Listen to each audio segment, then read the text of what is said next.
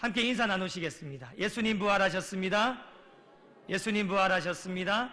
예수님 부활하셨습니다. 예. 우리 마음의 문을 활짝 열 수 있도록 포문을 열어주는 우리 이음새 찬양단으로 섬기는 우리 집사님과 우리 전사님, 그리고 반주하시는 우리 집사님, 뜨겁게 격려의 박수 한번 하겠습니다. 예, 감사합니다. 감사합니다. 찬양이 참 중요합니다.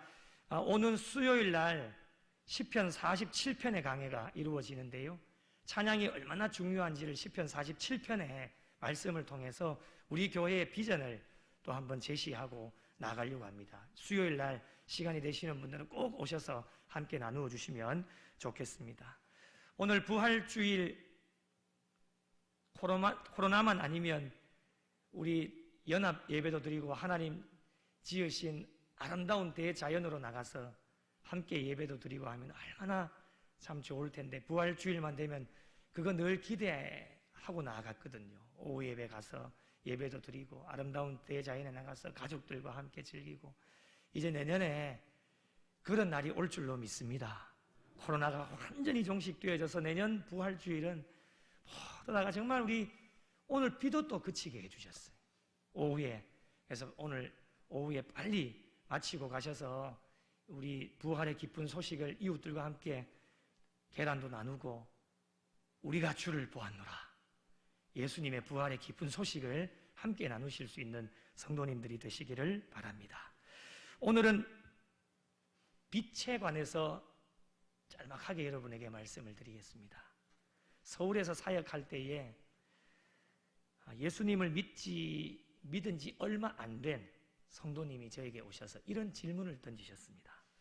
목사님, 사단과 예수님과의 거리가 얼마나 됩니까?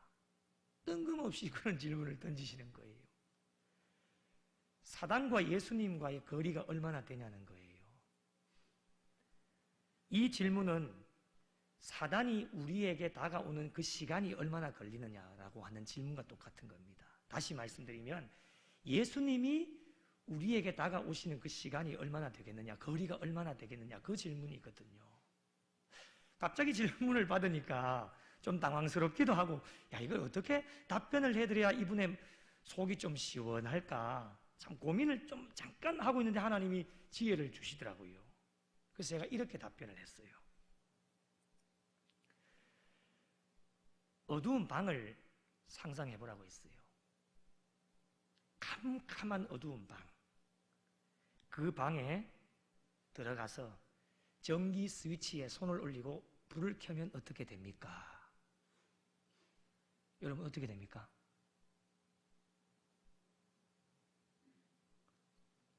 떡이 오늘 너무 맛있으셔가지고 꿀먹은 벙어리가 되셔버렸네. 여러분, 어두운 방에 전기 스위치를 올리면 어떻게 됩니까? 전기불이 딱 들어오는 순간에 어두움이 순식간에 사라져 버립니다. 다시 반대로요.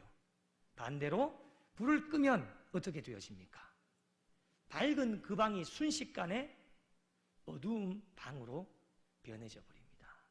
성도님, 주신 질문의 답입니다 라고 말씀드리니까 고개를 끄덕끄덕 하시더니만 이해가 되었다라는 겁니다. 여러분, 그리스도인은 항상입니다. 항상 빛 가운데 거해야 됩니다. 빛이 없으면 순식간에 전기 스위치에 올려서 전기를 켜는 것 1초도 안 걸립니다. 그 빠른 시간에 순식간에 사단이 찾아와서 그리스도인들을 죽이고 멸망시킵니다.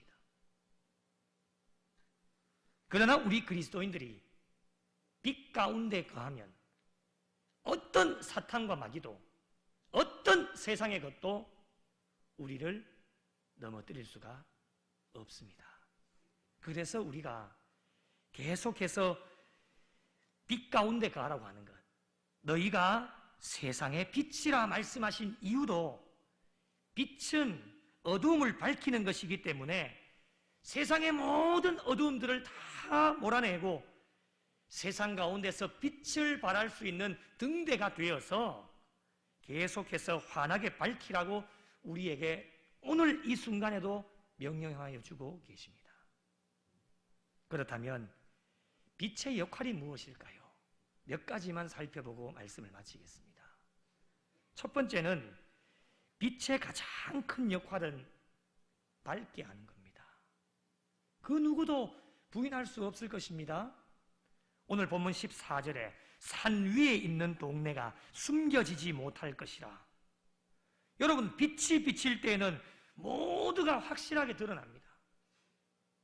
아무리 감추려고 해도 빛이 딱 들어오는 순간에 모든 어두움은 물러가고 그 안에 있는 모든 것이 환하게 드러날 수밖에 없습니다. 죄를 어두움으로 표현을 많이 합니다. 우리의 심령 가운데 여러분, 죄가 있는데 감출 수가 있겠습니까? 절대로 감출 수가 없어요. 그래서 빛 대신 주님께서 우리의 심령 가운데 찾아오시면 우리는 어쩔 수 없이 우리의 힘과 능력과 의지가 아닌 빛 대신 주님이 우리의 심령 가운데 들어오시는 순간 우리의 죄가 드러날 수밖에 없습니다. 그래서 참된 회개가 터져나오는 거예요. 그 죄를 절대로 감출 수가 없는 것입니다. 그래서 빛 가운데 거하라고 하는 것, 빛 대신 예수 그리스도를 우리의 심령 가운데 모시고 사는 것이 우리의 신앙의 삶에 얼마나 중요한지를 말씀해 주시는 겁니다. 15절에 사람이 등불을 켜서 말 아래에 두지 아니하고 등경 위에 두나니 이러므로 집안 모든 사람에게 비친다라고 말씀합니다. 말 아래의 말은 곡식을 퍼담는 그릇을 말합니다. 등불을 켜는 이유는 어두움을 밝히기 위해서 등불을 켭니다. 다른 이유가 없습니다. 그런데 말 아래에 두지 않고 환하게 비출 수 있는 곳에 두어서 모든 사람들에게 비추게 하는 것이 목적입니다. 그런데 여러분, 그 곡식을 담는 그릇으로 그 빛을 덮어놓는다고 하면 아무런 의미가 없지 않습니까? 우리가 집에서 가끔씩 양초를 켜게 되어지면 어둠을 밝히기 위해서 켜는 것 아닙니까? 이 양초를 켜서 구석진 곳이나 산 밑에 양초를 갖다 놓는 그런 어리석은 사람은 한 사람도 없습니다. 그 어두움 가운데 빛을 밝히기 위해서 양초를 켰다면 모든 사람들을 환하게 밝힐 수 있는 높은 곳이나 넓은 곳에 그 양초를 두어서 모든 사람들에게 그 방 모든 곳, 그 세계 모든 곳에 비추게 하기 위해서 그 양초를 켜는 겁니다. 그것이 목적입니다. 그러므로 우리는 이 세상의 빛으로 어두움이 있는 곳으로 들어가야 합니다. 절대로 무서워하거나 두려워하지 마십시오. 부활하신 주님이 우리와 함께 하시는데 뭐가 그렇게 두렵단 말입니까? 이 죄악된 세상 가운데 들어가서 조금 전에 말씀드린 것처럼 죄를 어두움으로 표현하지 않습니까? 이 죄악된 어두운 세상 가운데 우리가 환한 빛이 되어서 이 세상 가운데 들어가야지만 어두움은 물러가게 되어집니다. 그것이 우리에게 주어진 사명입니다. 두려워하지 말고 분명히 우리 하나님께서 우리 주님이 우리에게 뭐라고 말씀하셨습니까? 너희는 세상의 빛이다. 분명하게 말씀하셨지 않습니까? 빛이다라고 말씀하셨기 때문에 어두움 속에 있어야 그 환한 빛을 밝게 비칠 수가 있는 것입니다.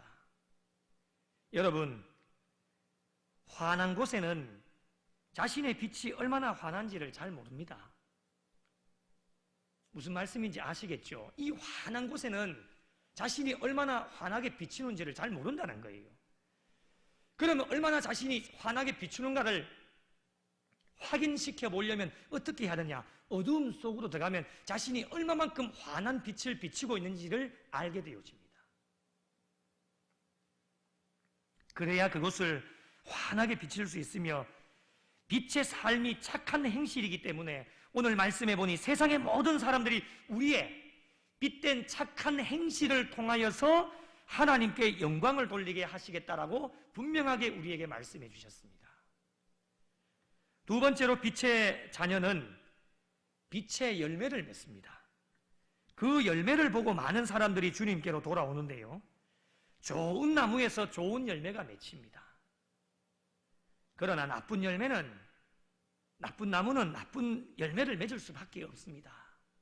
나쁜 나무에서 좋은 열매를 절대로 맺을 수가 없어요. 우리가 빛의 자녀가 되어질 때에 빛의 열매를 맺을 수가 있습니다. 어두움 가운데 있으면서 우리가 어떻게 좋은 열매를 기대할 수 있단 말입니까? 상식적으로 잘 안 맞아요. 그러나 빛의 열매는 무엇입니까?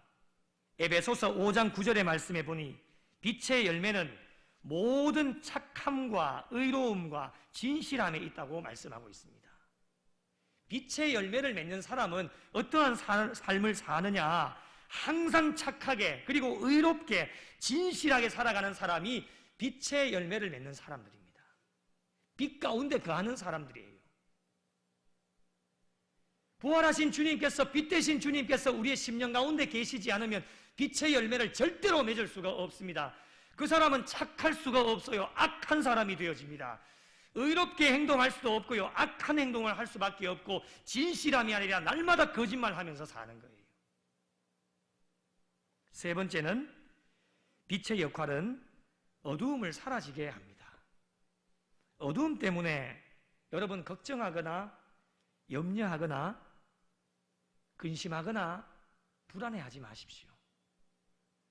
다른 방법을 찾지도 마시고 빛이신 하나님의 아들이신 예수 그리스도, 부활하신 예수님을 우리의 심령 가운데 모시면 모든 것이 해결이 되어집니다. 이제 제가 기도 가운데도 여러분에게 말씀을 드렸습니다. 부활주일은 오늘 하루 만에 부활주일이 되어져서는 절대 안 됩니다. 그것이 그렇게 되어지면 우리의 신앙의 삶에 성숙함이 없어요. 또 내년 부활주일까지 기다려야 됩니다. 그 기다리는 날 동안에 언제 주님 오실지 모르기 때문에 우리는 하루하루에 맡겨진 삶에 날마다 부활주일이 되어야 됩니다. 어제 계란을 포장하면서 어떤 분이 그래요. 매일마다 부활주일이었으면 좋겠다. 맞는 말씀 아닙니까? 우리의 신앙의 삶이 매일매일 매 주일마다 부활주일이 되면 얼마나 좋겠습니까?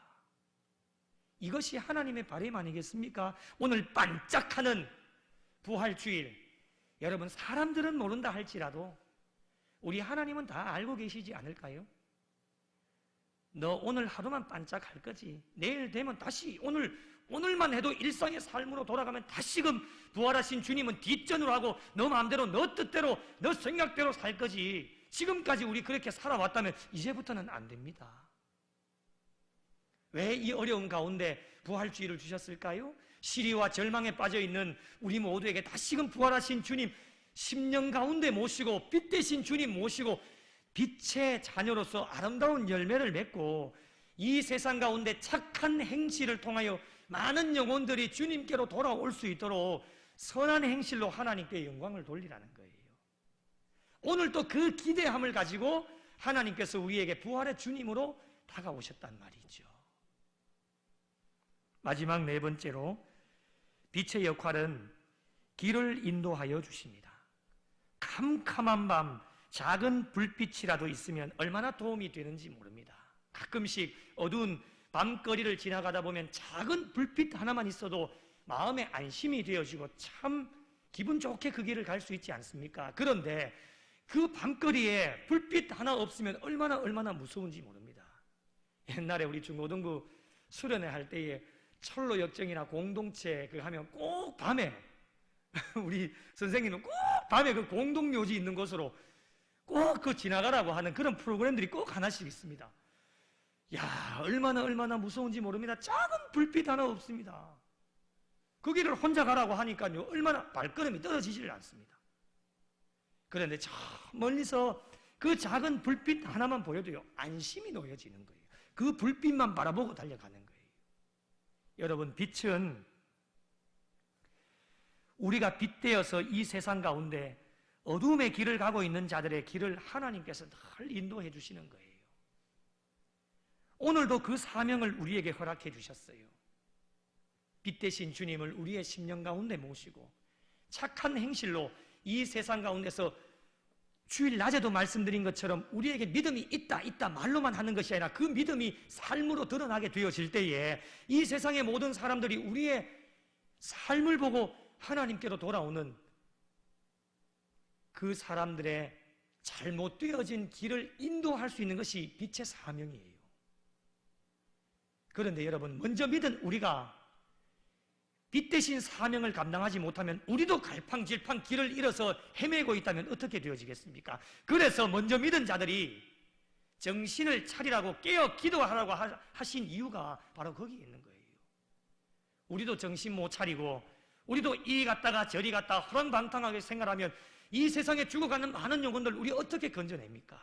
그래서 먼저 믿은 우리가 하나님 앞에 감사하고 이제 우리에게 주어진 사명이 무엇이냐? 빛 대신 예수 그리스도를 우리의 심령 가운데 모시고 죄악 가운데 죽어가는 많은 영혼들을 그 죄악된 길을 다시금 돌이켜서 천국 가는 그 길로 다시금 되돌리라고, 그들의 삶을 인도하라고 우리에게 빛의 사명을 허락해 주셨습니다. 말씀을 마무리합니다. 우리의 남은 여생 소금에 대해서 말씀드렸죠. 그 소금이 맛을 잃으면 아무 소용이 없습니다. 소금의 역할을 잘 감당하시고 빛을 잃지 않는, 너희는 세상의 빛이다, 분명하게 우리에게 말씀해 주셨습니다. 이제 우리에게 주어진 사명은 세상의 빛이다 말씀해 주셨기에 그 빛의 역할을 부족하지만 남은 여생도 최선을 다해 천국 가는 그날까지 이 사명을 감당하는 것이 우리에게 주어진 사명입니다. 썩어져가는 세상 속에서 오늘 이 하루도 이제 부활주일 다 마치고 일상의 삶으로 돌아가셔서 세상 속에서 맛을 내는 그리스도인들이 되시고 어두움이 난무하는 이 세상 속에서 빛으로 환하게 밝힐 수 있는 그리스도인이 되어서 나 한 사람을 통해 세상을 변화시키고 하나님 나라 확장하는 일에 귀하게 소금과 빛의 역할을 잘 감당하셔서 진정한 소금과 빛으로 하나님 앞에 칭찬받고 인정받으실 수 있는 우리 구미영락교회에 속한 모든 성도들이 되시기를 예수님의 이름으로 축원합니다.